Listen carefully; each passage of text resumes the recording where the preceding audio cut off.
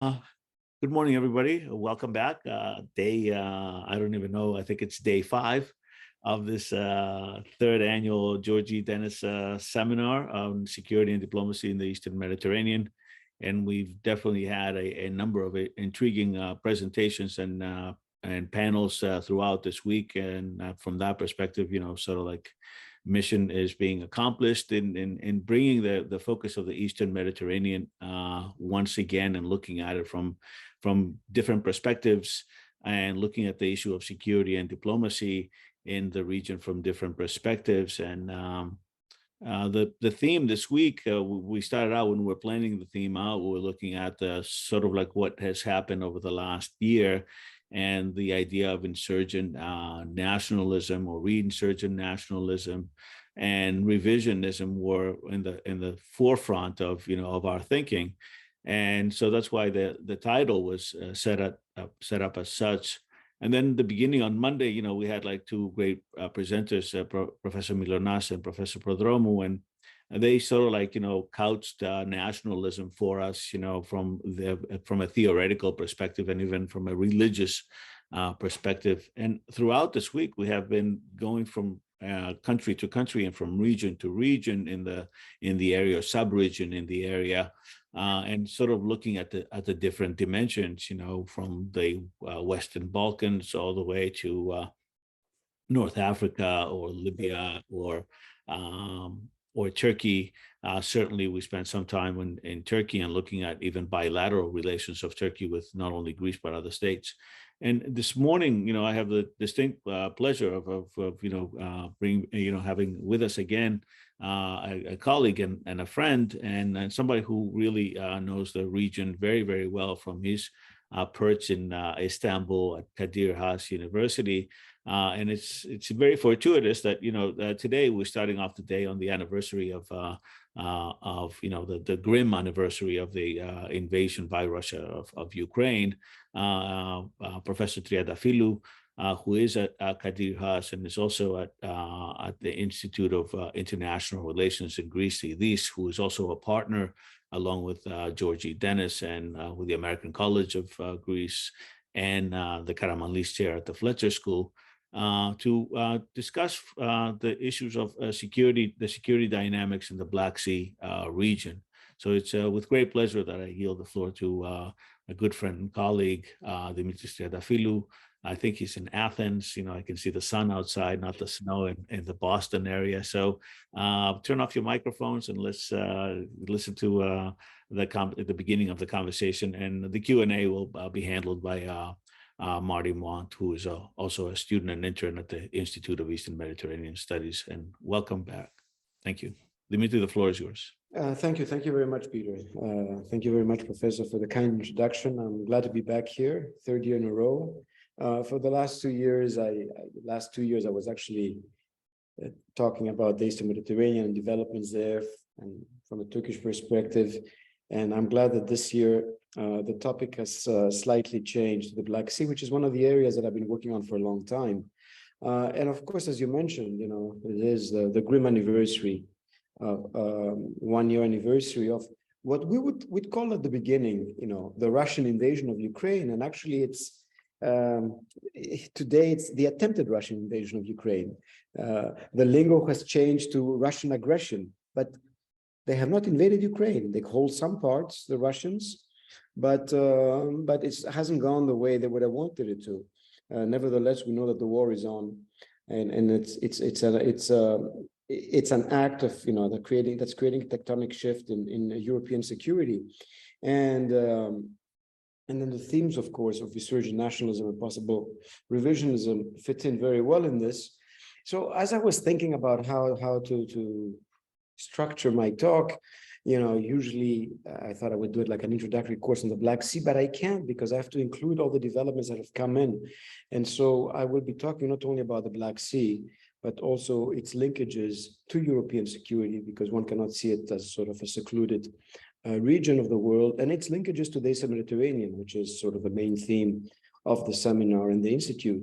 So we find ourselves fundamentally, and the Black Sea is there because both Ukraine and Russia are Black Sea states, among others. So we find ourselves in a new era, irrespective of the end date of Putin's war on Ukraine and its outcome. And I call it to being, it's akin to being present at the creation, to paraphrase Dean Acheson's memoirs, where many new challenges and dilemmas have come to the fore. And as I said, the international order is amid a tectonic shift brought about by twin shocks. One is the Russian aggression of invasion or attempted invasion of Ukraine, and of course also the COVID-19 pandemic that preceded it. And as a result, the pace for change and readjustment of the global order has become a pressing need for all states, as the implications of these twin shocks are consequential. And although the two are not necessarily related, the mobilization to handle the COVID-19 pandemic at the EU level has contributed to the greater cohesion that the Union, the European Union, its member states have displayed in managing the various consequences of the Russian invasion. And the EU, irrespective of what I'll be focusing on, which is also how it's been trying to manage the consequences of what this has meant for the EU and European unity, and of course, by extension, Western unity, has been an active stakeholder in the post-Cold War era in the Black Sea region. Many of the states that make up this Black Sea region, which again is a region that's always being defined and redefined. For Moscow and Ankara, policymakers, the Black Sea region encompasses its 6 literal states: the Russian Federation, Turkey, Ukraine, Georgia, Romania, and Bulgaria.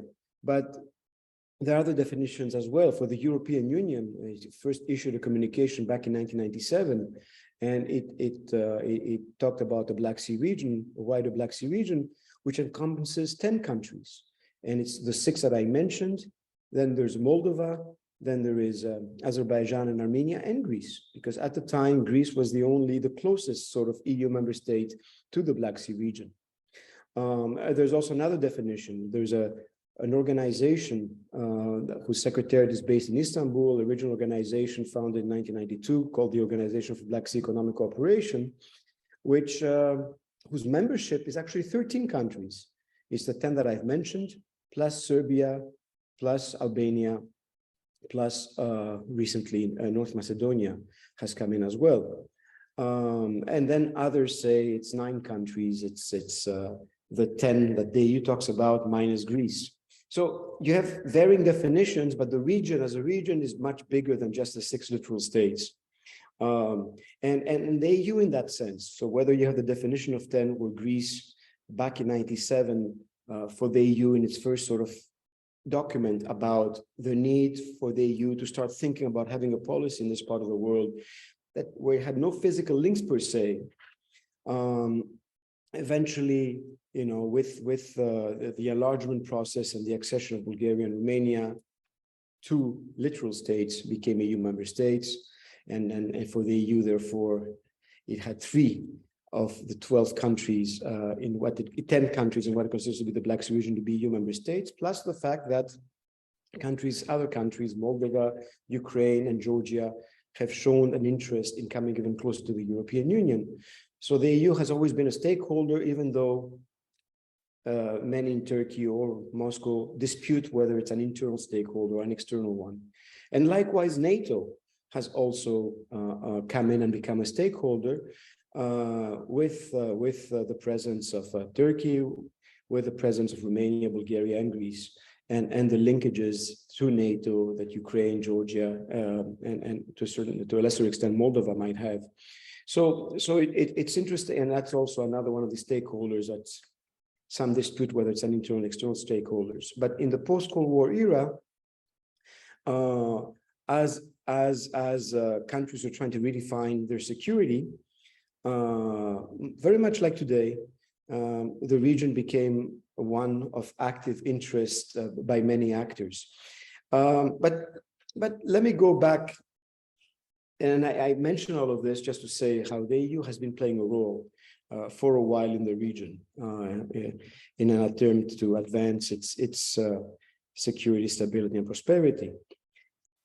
But in fact, in Europe, this Russian invasion or attempted invasion of Ukraine has reinforced the need to tackle the European security architecture holistically. right? Russian aggression and its reach in the North, Central, and Eastern Europe, the Black Sea region, the Aegean, for that matter, the East Mediterranean and the Middle East, because we also know that the regions are more and more linked now. We study them separately, but we understand the linkages until the straits were closed to traffic, even though there is Russian military traffic, especially for ships Russian military ships whose bases are in the Black Sea, that have the right to go through the straits.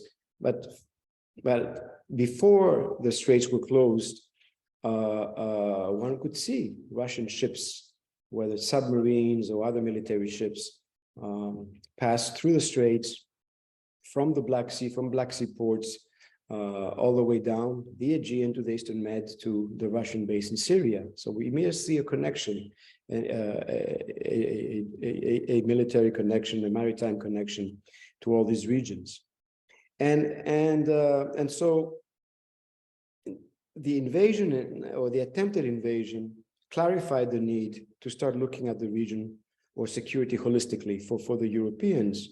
The need to approach the evolving security situation without the instinct to compartmentalize foreign policy approaches, as most European states are prone to do. And by the very fact that most EU and NATO states are small or very small, they tend to gravitate where their bigger partners and neighbors for setting the framework, the guidelines, and the policies of the more significant issues, such as the international European security architecture and context within which they can conduct their specific, targeted, principally geographic-based foreign policies. This applies to Greece. I mean, it's very interesting. One follows the debate, the public debate in Greece, following the dual earthquakes, the deadly earthquakes that hit Turkey, more than 2 weeks ago, and following the US Secretary of State's visit to Athens, where again, in the public sphere, the debate has actually been about the impact this has had and is having and might have on Greek-Turkish relations.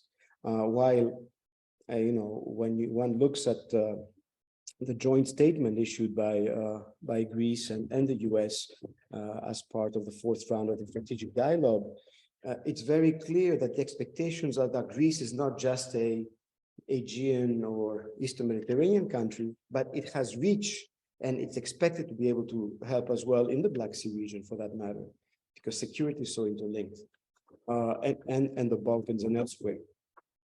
So the war has fundamentally upended this division of labor, as it has threatened to undo the very edifice that underpins the cohesion and quality of integration by destabilizing it normatively, economically, socially, and geopolitically. And we've seen manifestations of this over the last year, and I'll get to some of them. In fact, albeit the differences that exist between member states, in particular in the realm of norms and values, the cases of Hungary and Poland, to a lesser extent Poland, but predominantly Hungary, are in the headlines often. The Russian invasion has led to a remarkable degree of cohesion in reaction to it, as European elites, whether fully committed to the process of Europeanization or attempting to undermine it nationally by challenging some of the acquis of its acquis to maintain themselves in power, such as in the case of Viktor Orban in Hungary. They have come to understand that without the union with a capital U, its policies and its financing, they have everything to lose. And this has been manifested itself, for example, in the tremendous work that has been done to try to get some cohesion when it comes to energy, or when it comes to decoupling energy needs from Russian supplies for Europe, albeit never mind the difficulties involved in the process. So in other words, this Russian invasion has touched a nerve, and whether one is in Paris or in Budapest, in Tallinn or in Lisbon, in Athens or Berlin. And in fact, almost immediately on the same day of the Russian invasion or aggression on 24th of February a year ago,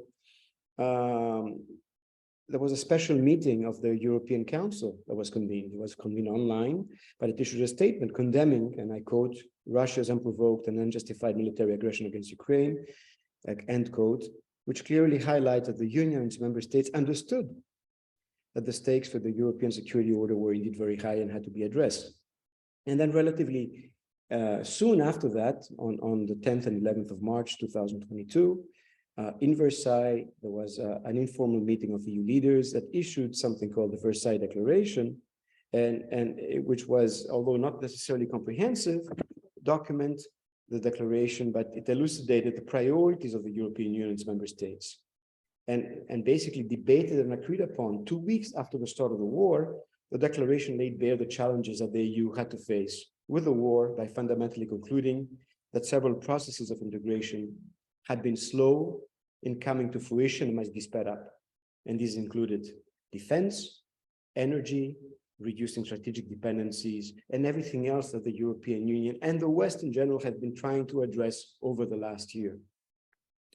And in this document, which is also interesting how as soon as the declaration came out, the work that had been done with the leaders, European leaders, the French presidency also that took the lead in this, almost immediately on the website of the European Union, you had the declaration in all the official languages of the European Union. Usually you have it in the 2 or 3 working languages, French, English, maybe German, and then over time, the translation services worked to also translate the document in other official languages. You had it almost immediately, which also showed how relevant for the EU it was to start addressing the challenges emanating from this destruction or abrupt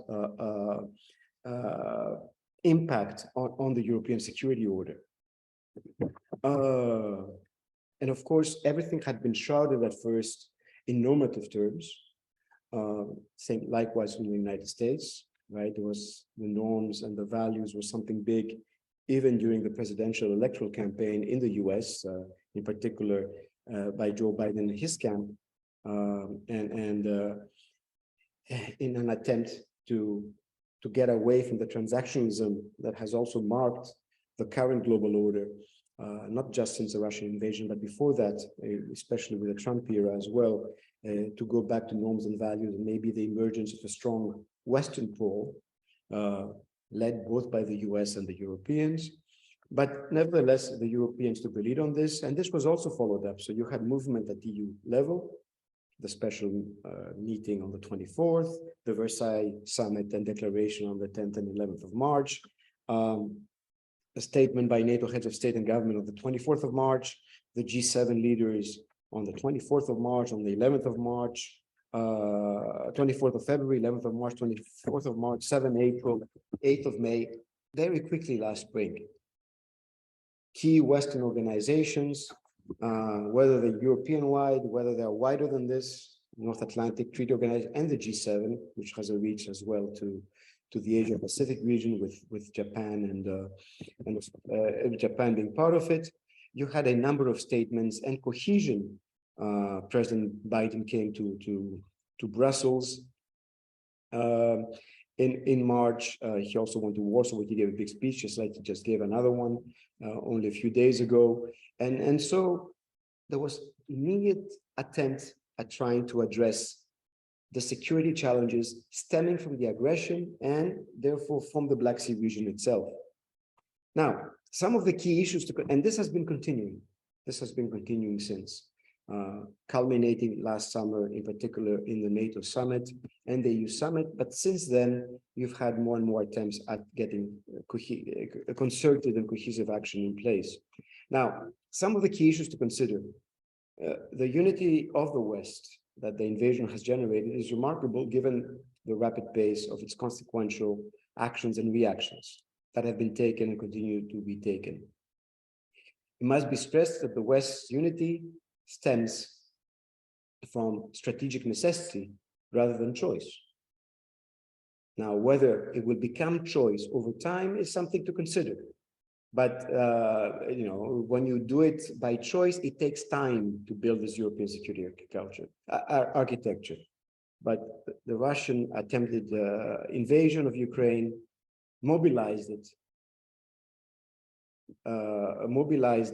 motivated by strategic necessity to work for the Western member states, Western states to work together, in particular European states. Now, this is not necessarily bad if it compels the West to action and strengthens the institutions that represented and relations between the various nation states that comprise it. And in fact, the public outcry, because this is another component as well that one needs to take into account, public support for any action, in particular in the foreign policy field, in particular the defense field. The public outcry in most Western countries against the invasion could also be interpreted as support for Western unity and integration. And in fact,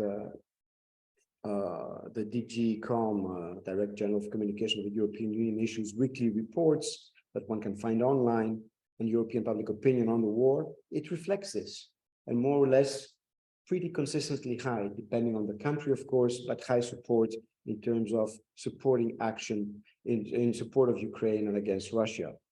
And this has also helped leaders, EU and other Western leaders, to support this concerted action. Because most respondents consider that their country's security cannot be tackled only at the national level, and that there's increased concern about a perceived Russian threat in the Baltic states and Poland. And you saw this manifests itself in different ways, even in this, how countries, even beyond that, Finland and Sweden, changed their neutrality positions and status of decade-long to asking for membership in NATO, how Denmark in June last year had a successful referendum where it went back into being involved in defense issues within the European Union. And even though the constitutional bars to the end of neutrality in Austria and Malta, there's the discussions in both countries about whether these two small countries can on their own survive in this new environment. For the EU, this unity and shared sense of purpose of tackling the various challenges stemming from the war lights a sort of a green light for further integration, albeit the challenges on the energy, on the food security, refugee, defense, and economic growth fronts. And again, the Versailles Declaration very clearly suggests that these issues can only be tackled at EU level. Now, this unity will be tested if the EU does not rise to the challenge and try to make sure that all these issues it's trying to tackle, it tackles them successfully, or at least continues to try to tackle them successfully. And on the one hand, supporting the economic impact and supporting segments of EU populations that have been challenged for a long time, for over a decade because of economic slowdown, and also making sure that all these new challenges, in particular when it comes to in part linked to rising increased energy prices, are also dealt with. And what one of the key catchwords that started emerging, it gained a lot of prominence, especially during the COVID era, the issue of resilience. And resilience has become something that's at the core of all EU debates nationally at EU level. And so the EU started implementing programs, a new recovery and resilience mechanism, dealing with fiscal extensions, the stability pact opt-outs, and other things, much as it did during the pandemic, but of a larger magnitude. And now, but you also have to tackle other issues. Enlargement, which is also a process. The EU is been in the process of constant enlargement since its founding. It was founded back then called the European Economic Community in the 1950s. It was 6 countries, and today it's 27. At some stage it had reached 28, but the UK opted out. And there are other countries knocking on the door, and there's something called enlargement fatigue, which means that the publics, the citizens of EU member states, because of the economic challenges, because of the social challenges within their own countries, do not want to share the wealth with other countries that are like-minded and want to join the ranks of the European Union. So enlargement had been put on the back burner for a while, especially for the countries of the Western Balkans and other countries, for Turkey, for different sets of reasons. and countries such as Ukraine, such as Moldova and Georgia that had expressed interest. There was growing public opinion in favor of they applying for membership. And so the differences regarding the limits and extent of enlargement have started to come to the fore once the euphoria dies down regarding this greater mobilization of European unity. And as in particular as the application of Ukraine, Georgia, and Moldova to join the European Union last summer was now dominating the headlines. The whole issue of enlargement created friction and tension among, say, countries of the Western Balkans, North Macedonia, Albania, Serbia, Montenegro, Kosovo, which is on the enlargement track, even though it's not recognized as a state by all EU member states, because they had been waiting to join the European Union for so long. And now you have this immediate concern of countries that are directly facing Russian aggression or have faced it in the past or could face it in the future, knocking on the door. And so there was a need to also look at that. So again, holistic, I said at the beginning, talked about holistic approach to security emanating from the Russian invasion, but also a realization that you cannot compartmentalize your policies. You can have a Black Sea policy, you can have a Western Balkans policy, you can have an Eastern Med policy, but the linkages are more and more evident, and therefore you need to address all of them together. And as such, the EU started dealing with all these things. How do you cater to the demands of Ukraine, Georgia, and Moldova? Well, in June 2022 at the European Summit, the European perspective of these countries was recognized, while a candidate status was granted to Ukraine and Moldova, and Georgia was told they will be getting it later. And then only recently in December, early December 2022 in Tirana, Albania, you had the first ever EU Western Balkan Summit, which clearly talked about a clear EU perspective for these countries and trying to integrate them, even though not integrate them as members formally, but trying to integrate them in all EU policies that have to deal with security, whether it's trying to help them with all the different mechanisms to deal with the energy crisis, or with asylum and migration issues, or the whole attempts by the European Union to go towards a green economy and a digital economy and their digital agenda, political and policy engagement, which means focusing on the youth and other segments of society. And then, of course, dealing with those security challenges, which is not the threat of an attack on one sovereignty only, but also the hybrid threats, foreign information manipulation and cybersecurity threats and so on. So the EU had started to look at that, and also focusing as well, because as I said at the beginning, one of the glue holding together EU member states and the West in general is a normative glue, right? Community of values, democratic states, never mind what sort of system of governance one might have. Some might be run by a president, might have a president as a higher, most powerful position in the land. Others might have a prime minister, but nevertheless, liberal democracies. So that was also taken in conjunction with the fact that Joe Biden had won the presidency in the United States. And there was an attempt at first to shroud this European unity in normative terms with, what was it, the summit last year, when was it, of democracies, or a year ago in Washington. Then on May 9th last year, on Europe Day at the European Parliament, President Macron of France proposed the need to create a European political union. He created another model. It's not the European Union, it's wider than the European Union, there's not membership, but it brings together countries that aspire to join the EU together with the EU member states on the basis of democratic states becoming together. Then on May 18th, a week later, Charles Michel, who's the president of the European Council, he talked about the need to create a European geopolitical community that would include the countries of the Western Balkans and the countries of the Eastern Partnership. Well, what is the Eastern Partnership? Well, the Eastern Partnership is an EU policy that has been around since 2008, 2009, that's addressing in particular, the integration of 5 countries on the EU's eastern borders: Ukraine, Moldova, Georgia, plus Azerbaijan and Armenia. And of course, there has been much more attempts at integration with the first 3 because they've been more willing. It's been more difficult when it comes to Armenia and Azerbaijan. But nevertheless, a European geopolitical union, bringing in the countries of the Western Balkans that are not EU member states yet, bringing in the countries that are part of this Eastern Partnership.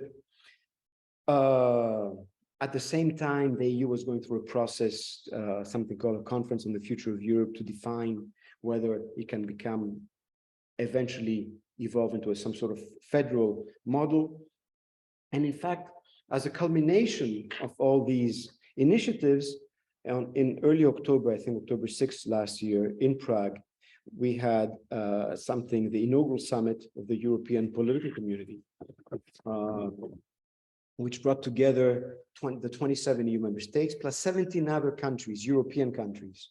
But over time, in an attempt to show unity in the face of Russian aggression.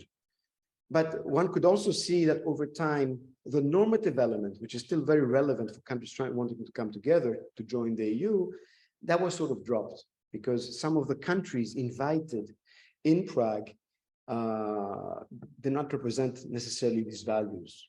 A country like Azerbaijan was invited. Well, even Turkey, today's Turkey, where its accession process has been stalled, in particular, in large part because of its inability to advance on all that front that have to do with norms and values, rule of law, independence of the judiciary, human rights, and so on. But the idea was, well, we need at least, there should be European countries. Let's drop the demands for more democracy, but let's focus on countries that are like-minded, a coalition of the willing to try to target, to try to show what Europe's influence is, and to also show Moscow that there are limits to what it can and cannot do. So, of course, in that also, there are issues with certain countries to consider, because I've mentioned that within the EU, there are issues that have to deal with when it comes to norms and values with Poland. But nevertheless, Hungary in particular, not Poland to a second degree, but Hungary. But nevertheless, Hungary, the Hungarian government creates problems on any initiatives at European level, but still goes along. But also with countries like Serbia and Turkey, which are countries that are considered to be candidate countries and countries negotiating their accession. And when a country is negotiating its accession, it's monitored by the European Commission. And every year, every October, a report is issued, right? A report is issued to evaluating the progress of congruence with EU norms and values. And for example, if one looks at foreign policy, where a country that wants to join the European Union has to converge on all aspects of foreign policy, of all aspects of EU foreign policy. So Serbia, for example, in the last report, only converges at 65%, as opposed to all the other countries.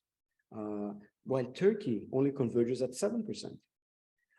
Which, you know, so you say you want them as part of your coalition, but their convergence is sort of lacking. So the EU is trying to reconsider to see how these countries fit in, because the objective is to build a common European security architecture to counter or limit Russian aggression at this stage. What does this mean for relations and defining the future relations with Russia? I mean, as the war continues and its economic impact on European economies is enhanced, a debate on how to end it has come to dominate the European and international headlines. It's not just today's debate. It's not a debate. If one looks at the press, there's a big issue, discussions about this, because we are at the one-year anniversary. But it's been going on since the beginning. Is it about where do I have this? The poll recently came out. Is it about stopping the war, or it's about winning the war, right? Winning the war against Russia. And then if you win the war against Russia, to what extent do you win the war against Russia? To the point where Russia is totally defeated, and this could lead to its disintegration, which might be an outcome, or to the point where Russia is defeated, accepts defeat, but you still try to find a way with a post-war Russia to try to integrate it into a stable European security order, which is particularly relevant for the Black Sea region.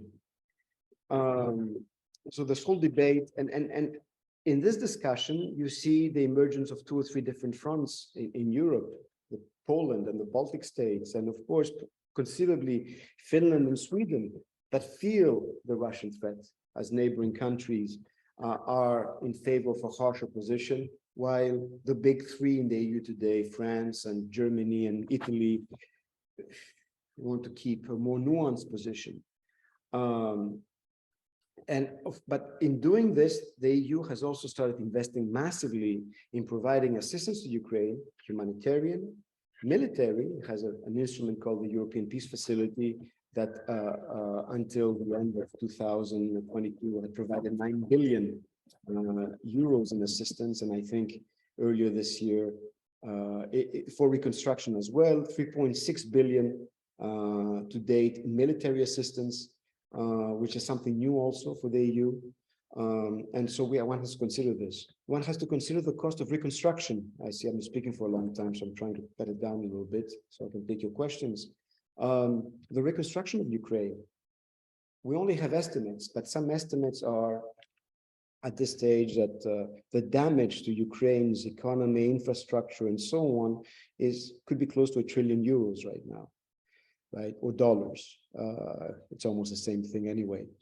And it's bound to grow until the war ends. So where will this money come in? With over, and out of this $1 trillion, about $138 billion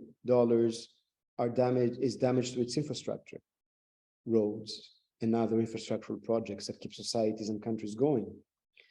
For Russia, indicators are its economy has been resilient, but it's still at a 3% or 4% drop of its GDP and entering into a phase of at least a 10-year or 15-year cycle of economic regression, whatever the consequences are.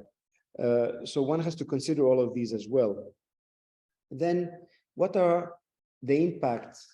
Because I told you that at Versailles, the Europeans decided to speed up cooperation on defense, and then sometime in the spring, the EU in June actually they adopted something called a strategic compass, which means further integration in the sector of defense, and so the EU is trying to enhance cooperation there as well.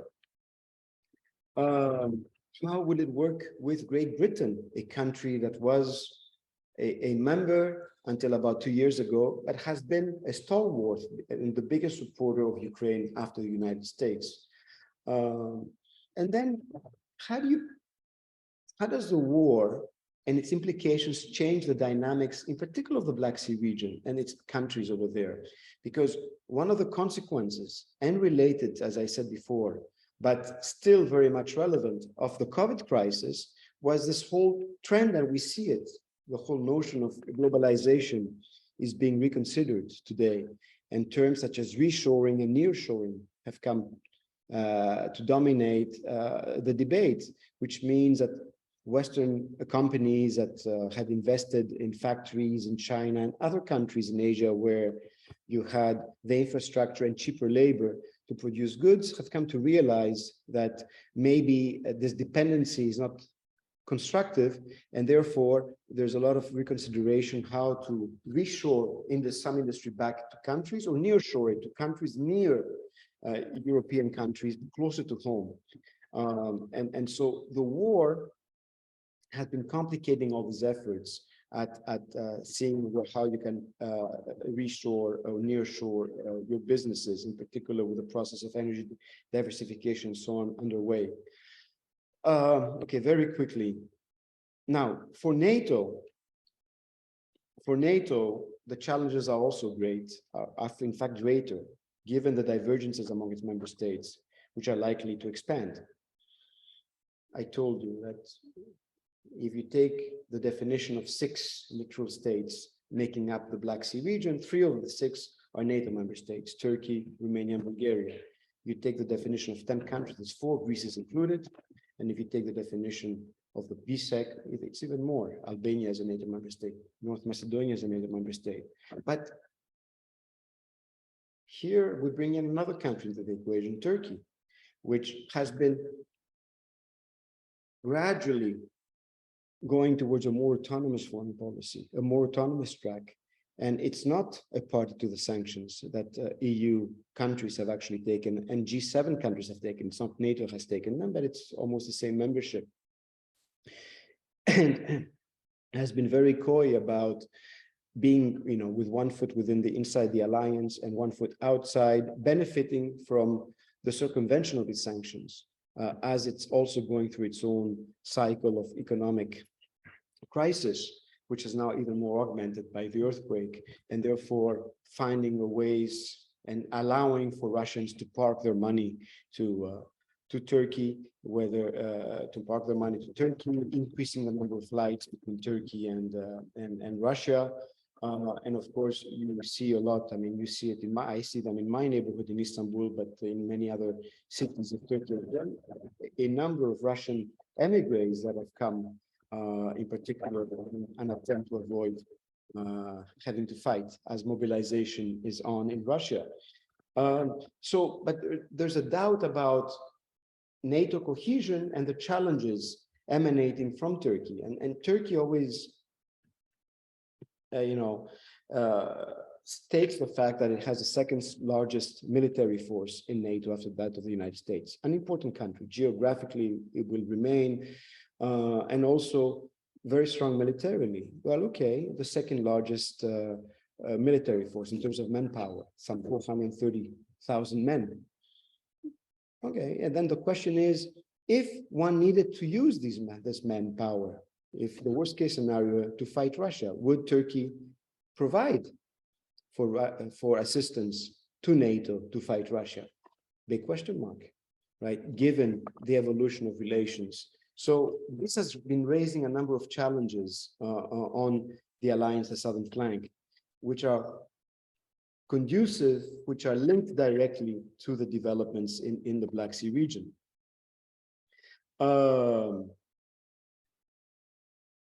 The nuclear deterrent is also back with a bite, right? We've gone through it over the last year, but even more so now. We just had the news that Russia just withdrew from the New START treaty, and therefore there's no treaty right now binding Russia and the United States in terms of monitoring for nuclear stockpile, nuclear weapons, and interballistic missiles, and so on.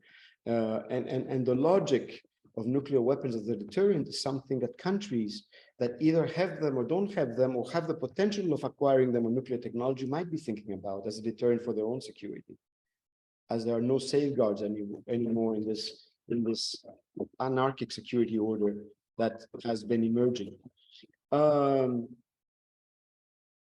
The issue of preserving state sovereignty has also suffered due to the war, as increasingly rump Ukraine is discovering, together with Georgia, which faced its own Russian aggression in 2008 for 5 days, and a third of Georgian territory is not controlled by Georgia anymore, and probably Moldova in the future. And Moldova has been in the news recently, concerned about Russian actions there. What message could be derived for other secessionist independence groups within the EU itself? Cyprus comes to mind, and so on and so forth. Multilateral organizations such as the United Nations and the OSCE, there are multilateral security organizations, or normative political ones such as the Council of Europe, and by extension all these allies of the EU, find themselves unable to find a framework to stop aggression and violations of their charters.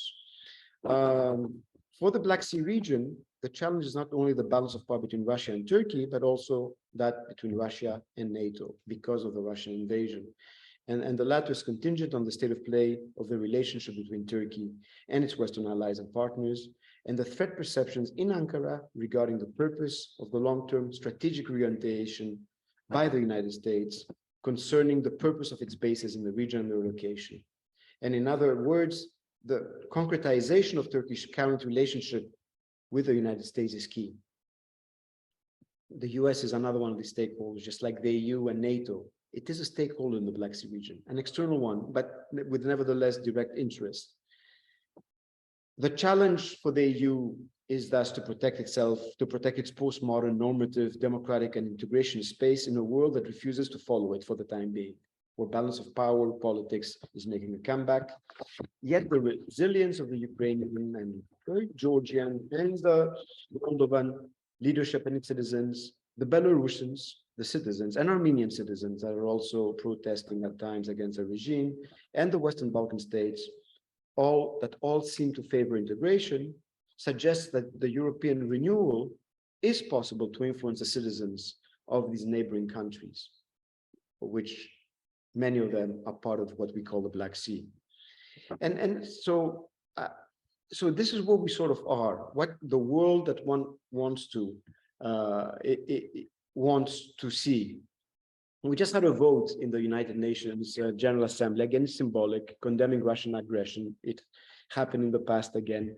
And again, overwhelmingly, most countries taking part in the vote condemned the Russian aggression in Ukraine.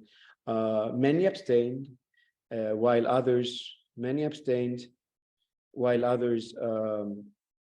did not take part or supported Russia in this in this vote. But nevertheless, if one looks at polls and the European Council Foreign Relations, a major European think tank recently, I think yesterday or day before yesterday, published a poll that was done with a headline.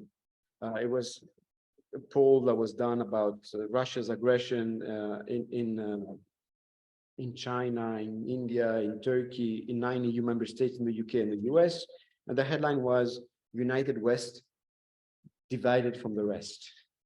And this whole argument of the rest, led by China and others and India, talking about the need to stop the war, even if Ukraine has to give up territory, and the West committed to winning the war.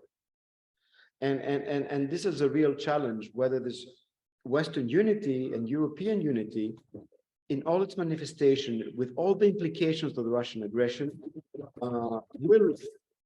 is sustainable as the war is not over in the Black Sea region. And until the war is over, only then could we start thinking again in terms of what sort of region can emerge, what could possibly emerge, what sort of linkages between regional countries could come up. We've had some of these things since the end of the Cold War, but everything has sort of stopped working right now. But it also tells you that ultimately this Black Sea region is not standing on its own. It's not disconnected, but linked to the wider European region, to the European Union and the rest of the world. And one of the issues that keeps coming up in the debate too, to show the global reach of this region, is what is ultimately also the role of China, which seems to be playing a more active role in terms of its commercial and other interests in this neighborhood that we are talking about, and also ultimately how it will balance between how much support it's willing to give Russia. Is it in its interest to support Russia in this aggression, and what will it get out of it, or it's in its interest to ensure that Russia disintegrates, Russia does not disintegrate, or that somehow Russia loses the war and some sort of new balance of power dynamics emerge in Europe. Anyway, I'll stop here. There's a lot to say. I'm willing to take your questions. Yeah.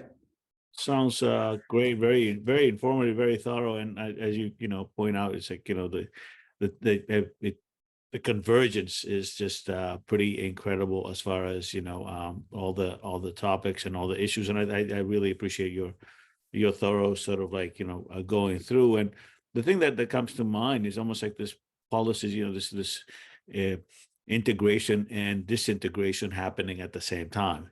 And it almost feels like, from a geopolitical perspective, you have a Eurasian divorce. Like Europe and Asia are sort of like going like a different ways, where geopolitically we've looked at the space, the Eurasian space, and now it's sort of like, separating, and it's almost like a forceful kind of a separation that's almost telegraphed in 2007 and 2008. If you know reference back to Putin in Munich, or the Bucharest summit of 2008, and sort of like the rifts there between the Europeans and the Americans.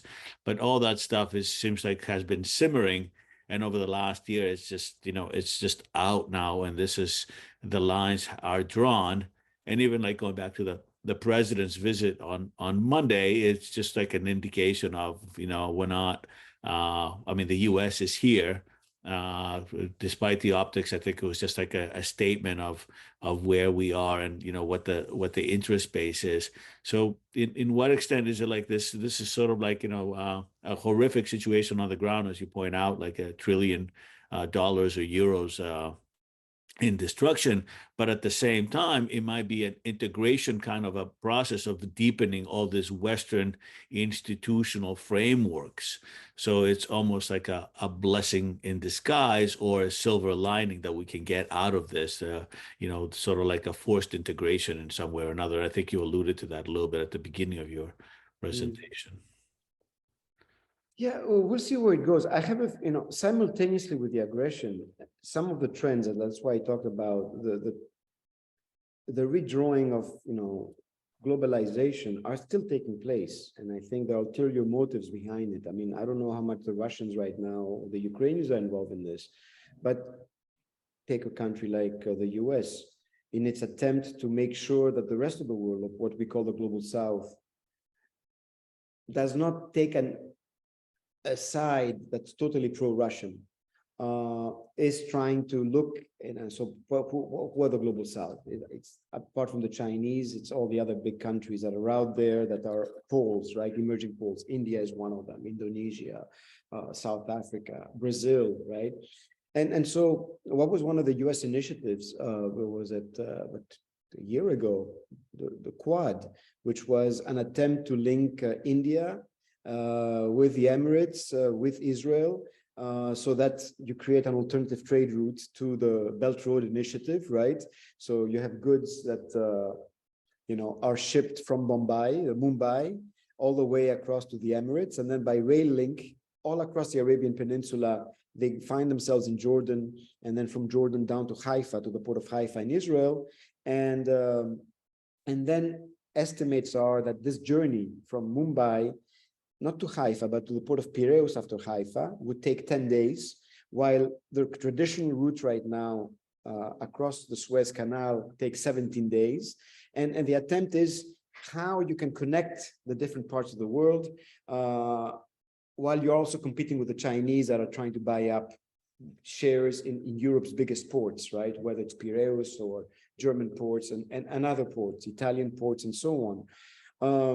So this is still continuing. At the same time, we had a summit in December in Brussels, which was the first EU-ASEAN country summit.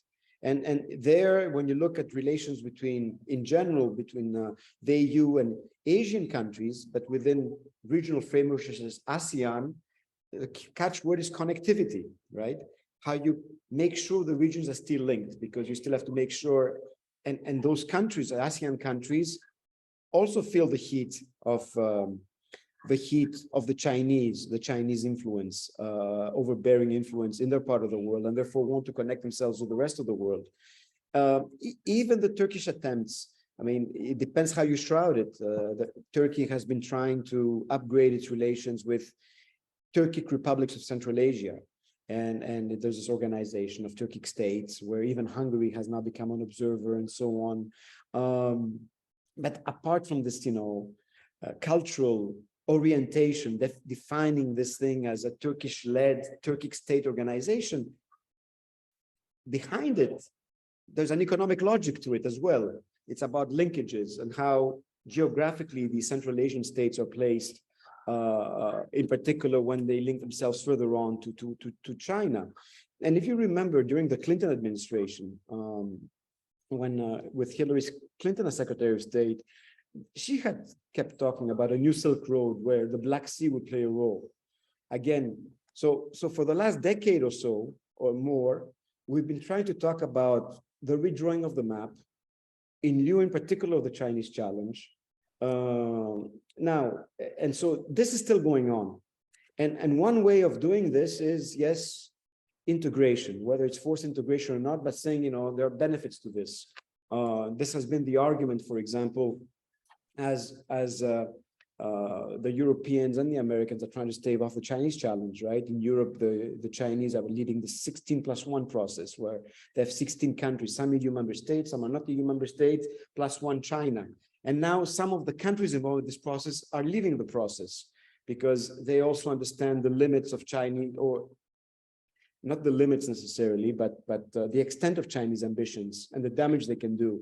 And therefore, they prefer to be more in the Western camp. Or in the vote yesterday in the General Assembly, well, Serbia, which only aligns itself at 65% with EU policy, still voted against Russia, which was very interesting in that sense, right? While I think in the past it had abstained. Yeah.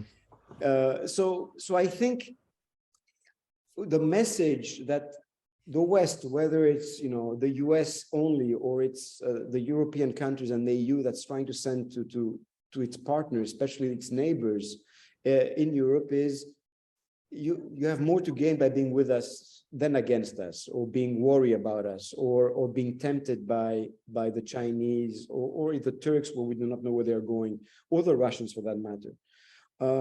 So apart from trying to stop the war, these processes are still ongoing, and we shall see at the end which ones have prevailed, right? But integration does play a role in there ultimately. You can even see some countries, even Armenia is slowly turning. It cannot turn a lot because it's totally under Russian domination, and it needs Russia for everything, for its survival. But even there, it's trying to slowly pull itself away to say, well, maybe Russia is not my future. So we are in a process which, it's complicated, it's magnified, it's centered on the war and where the war is going, and Russia and Ukraine's ability to be resilient and resist Russian aggression. And at the same time, trying to define, no one really talks about it, but it's happening, the world after that, right? The world after that, and what the great powers in the world, in these two poles that are emerging, would really like, the Chinese pole on the one side and the US-led one on the other. So, and the Black Sea is smack at the center of all this. Yeah. I think, Marty, I think Professor Goldstein has a question. Eric, can you hear us? I can. Can you hear me now? Yes, and you can put your camera on if you'd like, but it's not a requirement. I'm afraid my camera is out of order at the moment. That's fine. I'm afraid I'll sort it out later, but I don't have the technology. That's fine. The question is. Okay, good voice. Thank you for just a wonderfully rich talk. You covered so much. You were only able to touch for a moment on the British aspect, but because you were dealing so much with European Union defense integration, how is this going to work because of Brexit? And particularly taking into account, Britain's importance in European defense sort of structure. It is one of the two nuclear powers in Western Europe. The EU now only will have one nuclear power with France. Britain's an Eastern Mediterranean player, of course, with the sovereign bases in Cyprus, which is particularly why I bring it in here, but also for a maritime world. It's one of the few countries with aircraft carriers. It also has a significant submarine fleet. And most importantly, for its contribution, its intelligence capacity as sort of integrated with the Five Eyes and the general intelligence world. How is this going to impact what you focused on, which was EU defense integration with Britain outside at the moment? Yeah, I think this is a work in progress. I mean, if one looks at the strategic compass, actually, the mention to Britain is very weak.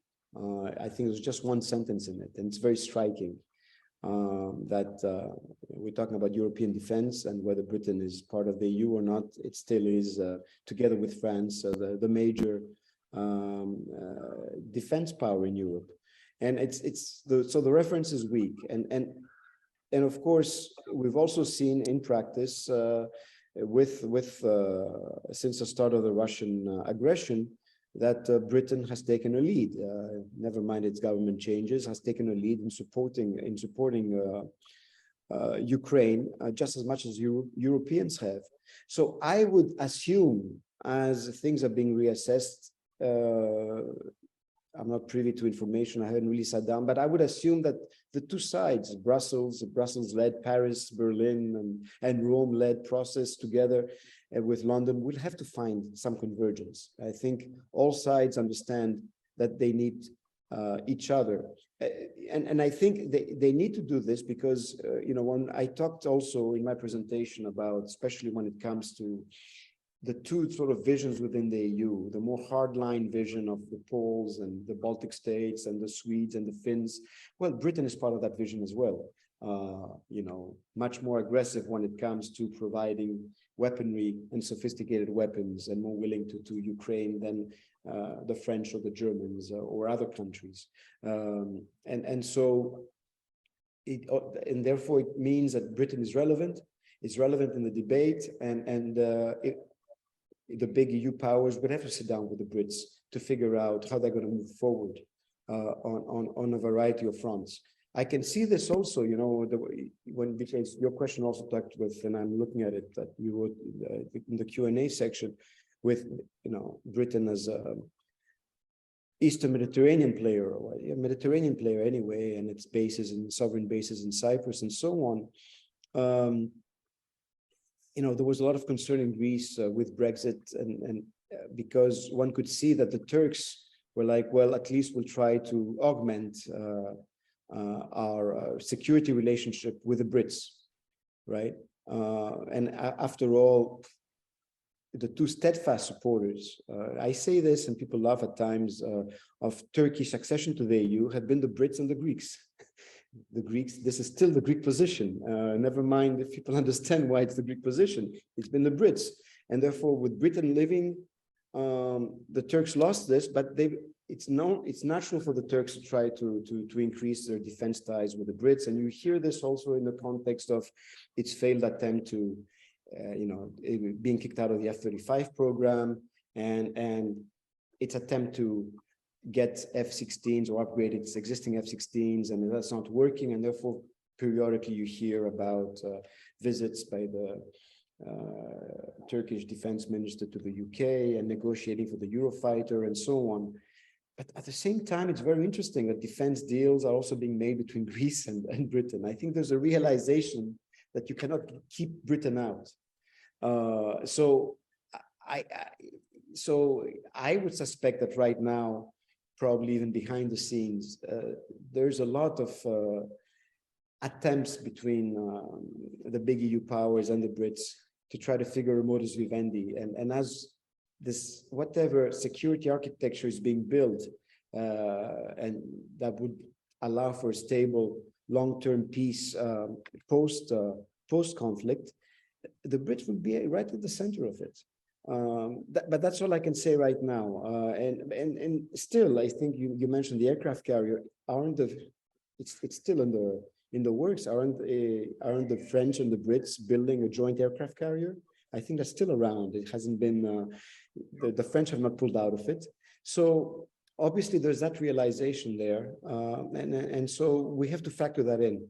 But as I said, I remember, following up all the talks and negotiations, and then the publication and the approval of the strategic compass. It was really, really weak when it came to Britain. Same thing applies to Turkey. It's not a nuclear power, but it's still a big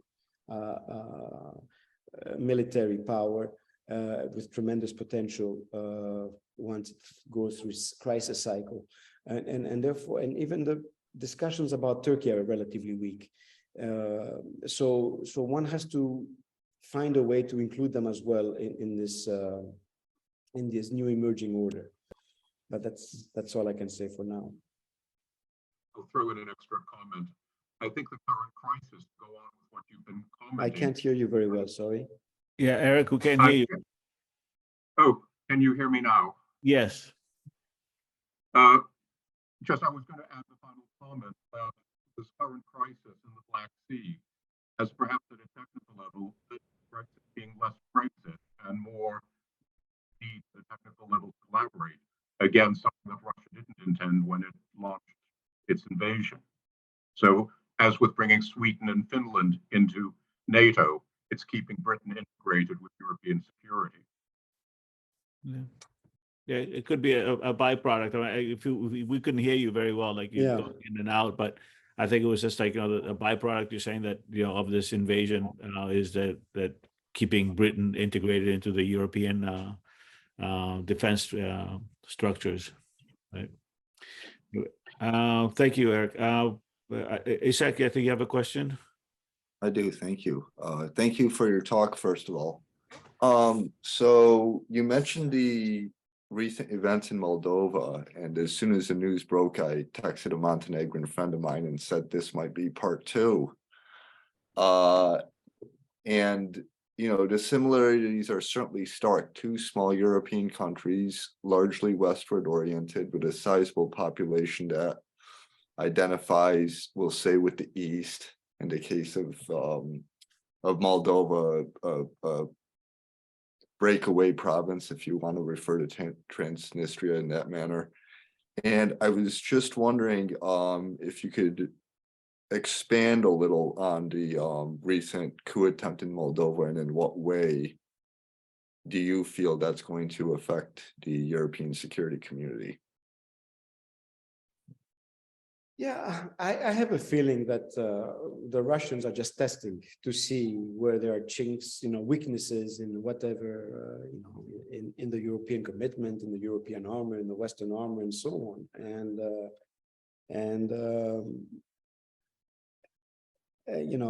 Moldova, we know from the beginning, has been tremendously exposed. It's small. It's the poorest country in Europe, right? It used to be Albania, and now it's Moldova in Europe.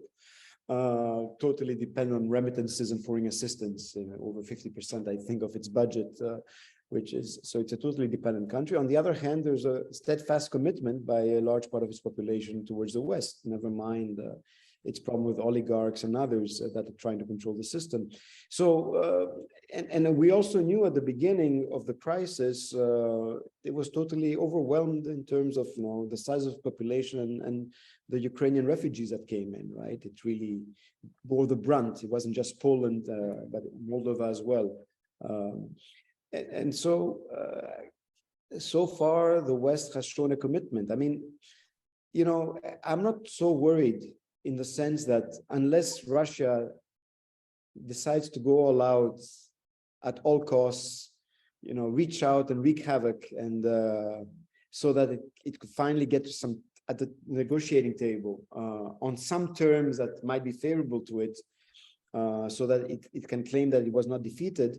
I think it's just trying to put chinks in the armor of the West and the commitment. And so far, the Moldovan government is holding, because during those times of the coup attempt, at the same time, you had the government change, reshuffle, but it has not necessarily reshuffled. I mean, Nicu Popescu still remains foreign minister, and most of the pro-Western members are there, and the president is still the same. So I think this is where it is. It's just an attempt to just like periodically we hear about greater integration between Belarus and Russia, or a greater involvement of Belarus in the war against Ukraine. None of that has really happened to the extent that the worst case scenario has manifested itself. So I think what's been happening is that Moldova's hand has been strengthened because it finds itself at the center of all these attempts by Russia to destabilize it. But that's the extent. I mean, and on the other hand, the Moldovans too are very much aware. I mean, this is what they've been going through for the last 30 years, at least since the end of the Cold War, right? This is the reality, that there's a part there, Transnistria, that's not really in their control. They have found a modus vivendi with the Russians. Other parts as well, it's not just Transnistria, Gagauzia, and they try to deal with the Turks and so on. But so far, they've shown resilience, and I think that will continue. But it'd be good one day if Peter to invite Nicu Popescu, who's a scholar. I mean, he's a scholar, right? Now he's himself in politics. He's from the think tank world, and so he's very interesting in how he's to explain how Moldova has been able to stand up so far, and actually, interestingly enough, managed to get what the Ukrainians and the Georgians have done too over time, which is to have a large part of the population committed towards the West and Western institutions, albeit the dangers involved, albeit the threat from the Russians. And I think it's interesting how society has been slowly pulling away. The Russians are losing their influence as well. Yeah. But I think it's interesting, those smaller states and the ability to sort of like be able to find shelter and pivot at the same time, especially when you have like this different in orientation as far as the leadership and the society is concerned. And I think that's been the struggle, and the most successful ones are the ones that have been able to do that. The agile political leadership that is able to maneuver in that way, whether it's like the Georgia or the Moldovas or the Armenians who like find themselves in this very precarious kind of a situation that they're like surrounded by this giants who are not necessarily by nature, they're not accepting, but they have a revisionist nature. And I think you're right in the fact that we are in this moment now where all the things and all the pretenses are gone. And now we're sort of like, figuring this map out again.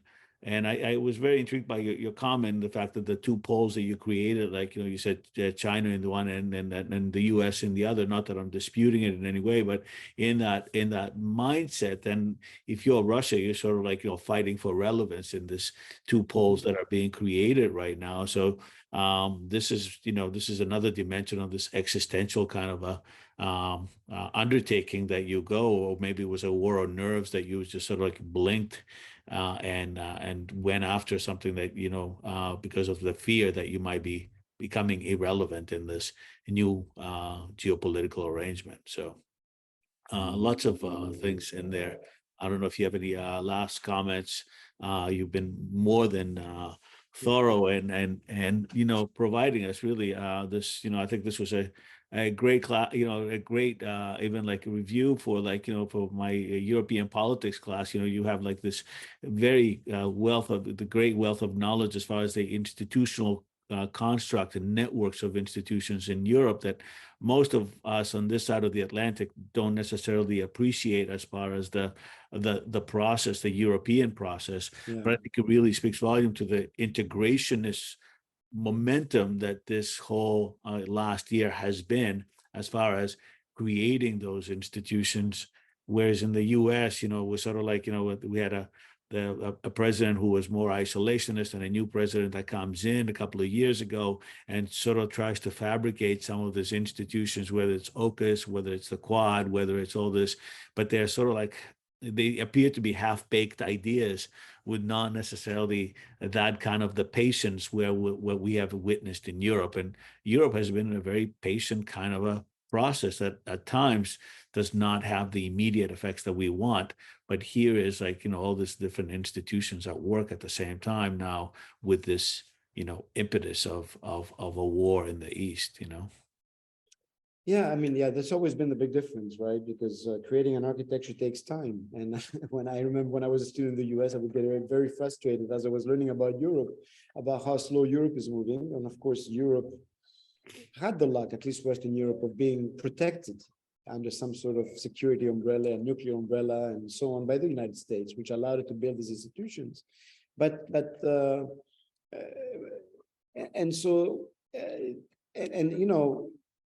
This further integration has not only been motivated in part by the Russian aggression, also by the fact that you've had a pivot for the last few years of the US away from Europe, and the need for the Europeans to make sure that, these institutions and this architecture, are built on strong legs. But we shall see what happens. But I think because I've been approached by a few people that deal with the Black Sea right now, and the concern is we really need to think about the day after. And that's not prejudging what the outcome is going to be, but because all we are talking about is militarization, arms going in. How do you build at least, or go back to rebuilding some sort, even at the regional level, of security arrangement?